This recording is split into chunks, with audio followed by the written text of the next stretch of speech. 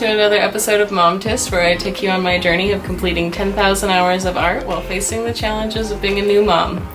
I'm Hez Graham, and this here is Rose. Yes, I know it's been a while since I've been on YouTube, but things have been crazy.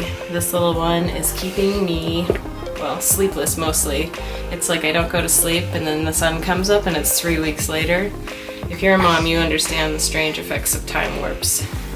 Anyway, I'm very eager and desperate to get back on track with my art, and even though that can be difficult, I've decided to do some art exercises by focusing on the basics again. I'm hoping that this will be an inspiration to you if you have found yourself in a rut or struggling for time to do art, because simple exercises like these can be done in 10 minutes, or you can do it for hours on end and become a master at it. So here you go. I hope you enjoy.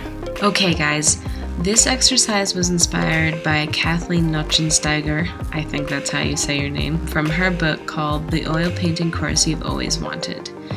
It starts off with some tonal studies of geometric forms, and this one is focused on the sphere.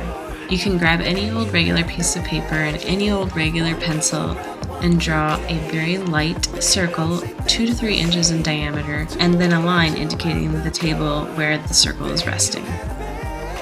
You'll want to know where your source light is coming from, so draw an arrow above, to the left or the right if you choose.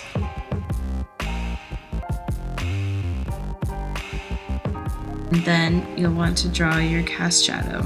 Keep in mind when you're drawing the shape for the cast shadow that the angle of the light and the shape of the object will be something to consider. Now begin to shade the background area by defining the edge of the table and the shape of the sphere. The light drawing that you drew at the beginning should now begin to disappear. Then shade the table with a light gray. Then shade the cast shadow with a much darker shade, almost black. There are 3 areas of body light: general light, highlight, and reflected light. The general light comes from the same direction as the source light. We can label this L. And then there's a highlight that comes directly from the source light. We can label this HL.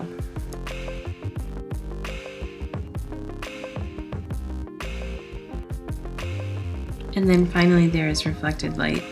It's the only light that appears in the shadow side of the object. This happens because of the surrounding lights in the space. The only time that reflected light is not there is when the object is completely surrounded in black. Shade in a light gray at the bottom of the object for the reflected light and label it RL. There are 3 parts of the body shadow: the halftone, the shadow, and on a rounded object, there's the core of the shadow. Since the source light is coming from the left, the shadows will move down to the right. As the sphere's surface starts to curve away from the source light, that is where the halftone begins. Obviously, the shadow will get darker the further it travels from the light, especially on a rounded object.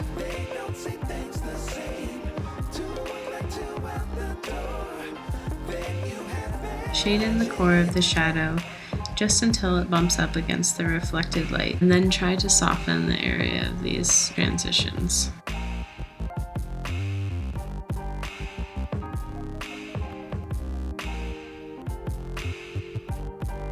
And you can identify the lost edges. Now if you take a look at your drawing, you may have to increase the contrast in some areas. And if you find that you have a few minutes here or there, you can just keep practicing every time you have a moment. I hope you enjoyed this simple little exercise. I hope it gets you going if you need something easy and fast to work on. I know this exercise really helped me this last week to get back into gear. I plan to do more of these tonal studies as a part of my art exercises that I will post here on YouTube more regularly. So let me know if you liked this video by giving it a thumbs up, or leave a comment below if you did find it helpful. Also, let me know what kind of art exercises you are working on. Thanks so much for watching, guys, and I'll see you soon.